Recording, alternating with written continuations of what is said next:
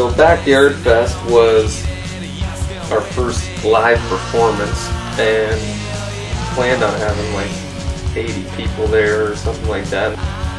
It was just the first time we're gonna let other people hear our stuff, and that's always makes things anxious, I guess. And especially because a lot of your good friends are there listening, so they're pretty supportive of the whole thing. And then,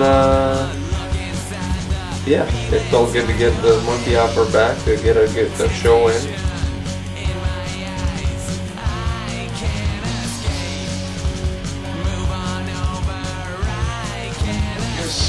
The new CD out everywhere entitled Here. The band plays live at the Underground Sunday night with Blush, Etch, and Accentus. Yes, sir. And we've got half of the band in the studio with us. One thing I remember was, I think it was our first show in Hamilton at the Underground, and I had a few friends that I had just met at university, and I invited them down. So they came down, and I remember them getting really drunk. To the point of jumping on stage with their shirts off.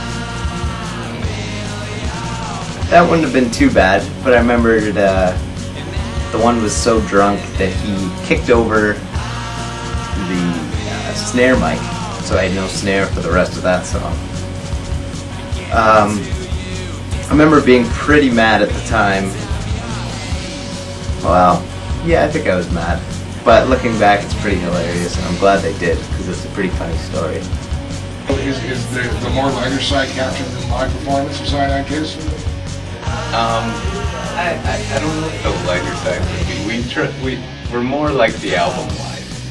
I think the lighter side is more when we're not playing music, when we're hanging out, things like that. And at shows we're pretty serious about what we play, not overly serious, but try and have a fun time, and we're really passionate about the CD, so we try and do it justice. Yeah, do it justice. It's rumored that sometimes you do very little talking, introducing songs or in between songs. In fact, sometimes you're making somewhat of a medley of sorts, going from songs into other songs without stopping at all. In our past shows, we've tried to push we usually do it in 2s or 3s, try and push as many songs together so we can get a good assortment from the CD, and a lot of songs we're trying to work in from the DVD, which aren't on the CD, into the live show as well. And I think it adds something to each of the songs, to just and the performance as a whole, just like kind of melding the songs together and changing them up a little bit so that they're different from the CD, but they complement each other. I remember one of our first bar shows was at the Staircase Lounge, and they had an old piano in the corner, so we were like, yeah, instead of, if we're going to make this an acoustic set, kind of a small venue, let's not blow the doors off the place. So we toned down some of our songs, and so we're already making adjustments for the venue based on what we would normally play. Would have been a lot more in-your-face rock and roll. And so we pull out the acoustic set and decide to use their old piano. And I think it sounded pretty good. It had pretty good acoustics for a small room. And there was a pretty good turnout for that too. And then Dan Bubba putting up friggin' posters on the post. At least we have the band to fall back on. Yes, yeah. So why don't you tell us what's going on with the band right now? What is Cyanide Kiss up to these days? Oh, we're practicing up. We got a big show, Weaver's Arms, April 3rd, this Saturday, so we're looking forward to that. And you guys are here to hype it up, which is great. Yeah, we have another show later in the month. We're playing for an AIDS benefit concert, and that should be a lot of fun. Some talent from Resurrection High School in town. Probably one of my favorite things ever